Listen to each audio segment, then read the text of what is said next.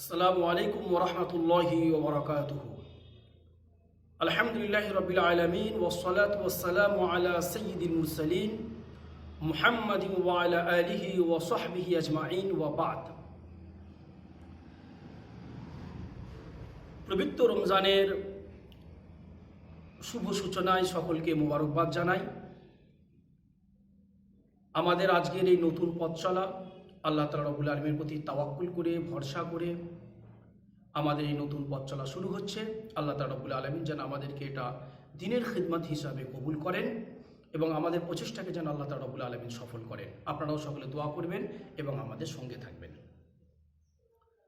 আজকে আমরা আলোচনা করব পবিত্র রমজানুল মুবারকের সূচনায় আমাদের বেশ কিছু কথা স্মরণ রাখতে হবে সেই বিষয়গুলি নিয়ে।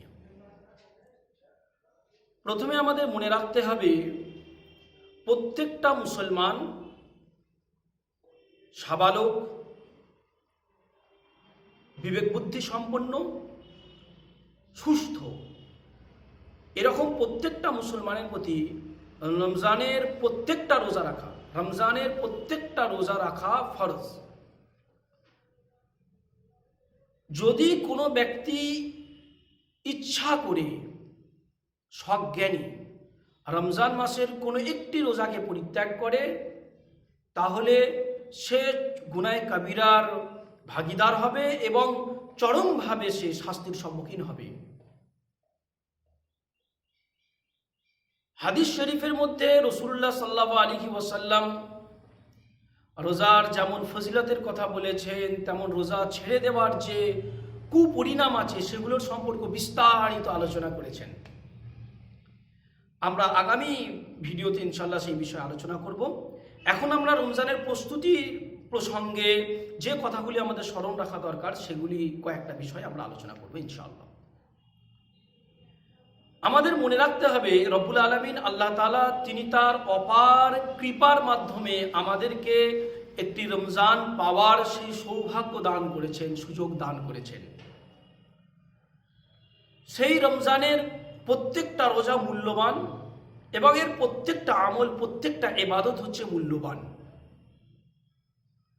রব্বুল আলামিন আল্লাহ তাআলা তিনি বলছেন, কুতিবা আলাইকুমুস সিয়ামু কামা কুতিবা আলাল্লাযীনা মিন ক্বাবলিকুম লাআল্লাকুম তাত্তাকুন। তোমাদের প্রতি রোজাকে, সমকে অপরিহার্য করা হয়েছে, ফরজ করা হয়েছে, যেমন করে পূর্ববর্তী আম্বিয়াদের যারা উম্মত ছিলেন, অনুসারী ছিলেন, তাদের প্রতি ফরজ করা হয়েছিল। আর এই রোজা ফরজ করার উদ্দেশ্য সম্পর্কে আল্লাহ তাআলা রব্বুল আলামিন বলেছেন লাআল্লাকুম তাত্তাকুন, যাতে তোমরা তাকওয়া অবলম্বন করতে পারো, অর্থাৎ যাতে তোমরা খোদা ভীরু হও, আল্লাহ ভীরু হও। এখানে আমাদের আলোচনার প্রসঙ্গ হচ্ছে যে আমাদের মনে রাখতে হবে যে এই রমজানটা আল্লাহ তাআলা আমাদেরকে দিয়েছেন এই রোজার মাধ্যমে, যাতে আমরা আল্লাহ তাআলার ভয়, আল্লাহ তাআলার আযাবের ভয়, আল্লাহ তাআলার শাস্তির ভয় নিজেদের মধ্যে অর্জন করতে পারি এবং সেই মতো জীবন ধারণ করতে পারি। তাকওয়া শুধু এটা নয় যে আমি আল্লাহ তাআলা রব্বুল আলামিনের আযাবকে এবং গুনার ব্যাপারে যে পরিণাম আছে সেগুলোকে ভয় করব, এবং তাকওয়ার ব্যাপক অর্থটা হচ্ছে আল্লাহ তাআলা রব্বুল আলামিনের বিধিবিধানকে ফলো করে চলা, তিনি যেগুলো বলেছেন যেগুলো করতে বলেছেন সেগুলোকে করা, সেগুলোকে বাস্তবায়ন করা, আর যেগুলো থেকে তিনি দূরে থাকতে বলেছেন সেগুলো থেকে দূরে থাকা, এবং তার থেকে দূরে না থাকলে যে কুপরিণাম আছে সেই কুপরিণামের কথা সবসময় স্মরণ রাখা এবং সেগুলোকে ভয় করা, এটাই হচ্ছে তাকওয়ার পূর্ণ অর্থ। আর এই রমজানের উদ্দেশ্য সম্পর্কে রব্বুল আলামিন আল্লাহ তাআলা বললেন যাতে তোমরা তাকওয়ার পথ অবলম্বন করতে পারো। তার মানে এক নম্বর উদ্দেশ্য আল্লাহ তাআলা নিজে বলছেন যে তাকওয়ার পথ যাতে আমরা অবলম্বন করতে পারি, যাতে আমরা মুত্তাকি হতে পারি। তাই আমাদের স্মরণ রাখতে হবে এই পবিত্র রমজান যদি আমাদের এমন আমল করে ফেলতে হবে, এমনভাবে জীবনটাকে গঠন করে নিতে হবে, পুরো মাসের একটা কোর্স আমাদের সামনে আছে, যে এই কোর্সটাকে এমনভাবে আমাদের পূর্ণ করতে হবে যাতে আগামী জীবনটা আমাদের তাকওয়ার পথে অতিবাহিত হতে পারে, আল্লাহর পথে অতিবাহিত হতে পারে। প্রথমে আমাদের এটা স্মরণ রাখতে হবে। তারপরে রমজানের ব্যাপারে আমাদের স্মরণ রাখতে হবে যে এই রমজানের যে ইবাদত বন্দেগীগুলো হবে এগুলো সমস্ত মাসের থেকে বেশি সওয়াবের হকদার, বেশি মর্যাদা সম্পূর্ণ।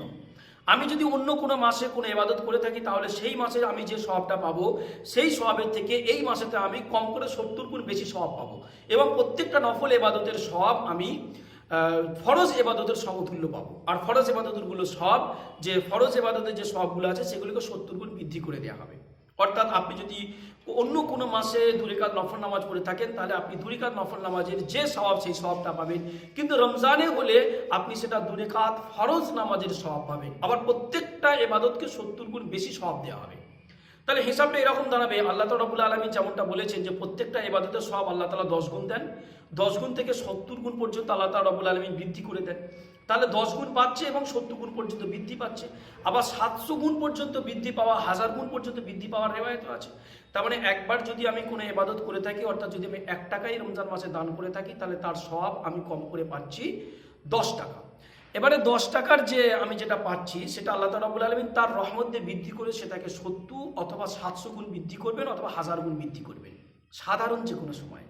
এখন রমজানে মনে করুন আমি রমজানে সেই 1 টাকা দান করলাম, তাহলে সেটা অন্যান্য মাসের সময় দান করলে যে 10 গুণ, 70 গুণ, 700 গুণ বা 1000 গুণ বৃদ্ধি পেত, সেটা তো বৃদ্ধি পাচ্ছেই, তার সঙ্গে আবার সেটা 70 গুণ বৃদ্ধি পেয়ে যাবে। তার মানে 70 গুণ হবে, 70 বাড়বে সেটা নয়, 70টা গুণ হয়ে যাবে। তাহলে প্রচুর সওয়াব হচ্ছে অন্যান্য মাসের থেকে এই মাসে বেশি। তাই বেশি বেশি করে জিকির করা, বেশি বেশি করে ইবাদত করা, আল্লাহর নাম স্মরণ করা, বেশি নফল ইবাদত করা, যতটা সম্ভব অল্প অল্প অল্প অল্প হলো প্রতিদিন 1 টাকা, 2 টাকা, 5 টাকা, 10 টাকা দান করতে থাকা, কারণ এর সওয়াবটা প্রচুর পরিমাণে আপনি পেতে থাকবেন অন্যান্য মাসের থেকেও বেশি। এবং এটার পূর্ণ মানে বিশ্বাস রাখতে হবে এবং পূর্ণ আশা রাখতে হবে যে আল্লাহ তাআলা রাব্বুল আলামিন এই সওয়াব আমাকে দান করবেন। আমি এই প্রসঙ্গে আরও আলোচনা করবো ইনশাআল্লাহ, যেখানে রমজান মাসের ফজিলত সম্পর্কে যে পরবর্তী ভিডিওটা আসবে তাকে তখন যখন আমরা আলোচনা করবো, সেখানে আমরা এর সওয়াবের যে আরও যে বিস্তারিত ব্যাপার আছে সেগুলো ইনশাআল্লাহ আলোচনা করব। এখন আমাদের আরও একটা বিষয় খেয়াল রাখতে হবে, রমজানের রোজা শুধুমাত্র খাওয়া বা পান করা থেকে বিরত থাকা নয়। আবু হুরায়রা রাদিয়াল্লাহু তাআলা একটি রিওয়ায়াতে আছে রাসূলুল্লাহ সাল্লাল্লাহু আলাইহি ওয়াসাল্লাম বলেছেন, খাওয়া বা পান করে দেওয়ার নামই যে রোজা, শুধু তা নয়, বরং গোনা, ফাহেসা, নোংরামো, ন্যাংটামো, এই হিংসা, বিদ্বেষ, এই যত রকমের গোনার কাজ আছে এই সব কিছু থেকেই বিরত থাকাটা হচ্ছে রোজা। আর এটাই সেই তাকওয়ার পথ যে অবলম্বন করার কথা বলা হয়েছে, আল্লাহ তাআলা যেটা বলেছেন সেটা হচ্ছে এইটা, যে আপনি শুধু খাওয়া বা পান করা থেকে দূরে থাকবেন তাহলে তার তাকওয়ার পথ তো আপনি পাচ্ছেন না, বরং সমস্ত রকমের গুনার যে পথগুলো রয়েছে সেগুলো থেকে আপনি বিরত থাকলেন, তবে আপনার মধ্যে সে তাকওয়াটা আসবে, আমার মধ্যে সে তাকওয়াটা আসবে। আর সে তাই পূর্ণ মাস ধরে আমি যদি সেই কোর্সটাকে পালন করতে পারি, একটা কোর্স রয়েছে আল্লাহ তাআলা 30 দিন যে কোর্স দিয়েছেন, যদি আমরা সেটাকে পালন করতে পারি তাহলে দেখা যাবে যে আগামী জীবনটাও ইনশাআল্লাহ সেরকম আমাদের হবে, যাতে আমরা তাকওয়ার পথটা অবলম্বন করতে পারি। তাহলে আমাদের যে মোদ্দা কথা যেগুলো মনে রাখতে হবে, এক হচ্ছে এটা তাকওয়া অর্জনের মাস, আমরা এমন ইবাদত করবো যেগুলোর মাধ্যমে আমাদের তাকওয়াটা যেন অর্জন হয়, সেই দিকে আমাদের খেয়াল রাখতে হবে। 2 নম্বরটা যেটা ছিল সেটা হচ্ছে ইবাদতগুলোর প্রচুর সওয়াব বৃদ্ধি পেয়ে যায়, তাই কম করে প্রতিদিন একটা ইবাদত আমরা এক্সট্রা অতিরিক্ত করতে থাকবো এবং সেগুলোর প্রতি আমরা সওয়াবের আশা রাখবো এবং তার প্রতি আমরা যে সওয়াব তার প্রতি পূর্ণ বিশ্বাস রাখবো। আর 3 নম্বর যেটা মনে রাখতে হবে সেটা হচ্ছে যে শুধুমাত্র খাওয়া বা পান করা থেকে বিরত থাকা নয়, বরং সমস্ত রকমের খারাপ কাজ, মাকরুহাত, অপছন্দনীয় কাজ সেগুলো থেকে দূরে থাকা, গালিগালাজ না করা, হিংসা না করা, গীবত না করা, পরনিন্দা পরচর্চা নিয়ে পড়ে না থাকা, এবং যে আরও যে গুনার কাজগুলো রয়েছে সেই গুনার কাজগুলো থেকে বিরত থাকা, এর পুরোটাই হচ্ছে তাকওয়ার পথ। এই সবগুলো আমাদের মনে রাখতে হবে এবং আল্লাহ তাআলা রাব্বুল আলামিন যেন আমাদের তৌফিক দেন, সেই দোয়াটা আমাদের করতে থাকতে হবে। বেশি বেশি করে দোয়া করতে হবে, ফিলিস্তিনি মুসলমানদের জন্য, গাজার মুসলমানদের জন্য দোয়া করতে থাকতে হবে, বিশ্ব মুসলমানের জন্য দোয়া করতে থাকতে হবে এবং নিজের জন্য দোয়া করতে হবে, পরিবারের জন্য দোয়া করতে হবে। আল্লাহ তাআলা রাব্বুল আলামিন তিনি আমাদের যেন রমজানের যে সঠিক জ্ঞান, সঠিক শিক্ষা সেটা যেন আমাদের অর্জন করা তৌফিক দান করেন এবং রমজানটা আমাদের জন্য যেন সওয়াবের, মাগফিরাতের এবং মুক্তির করেন। আমিন। ওয়া আখিরু দাওয়ানা আলহামদুলিল্লাহি রাব্বিল আলামিন।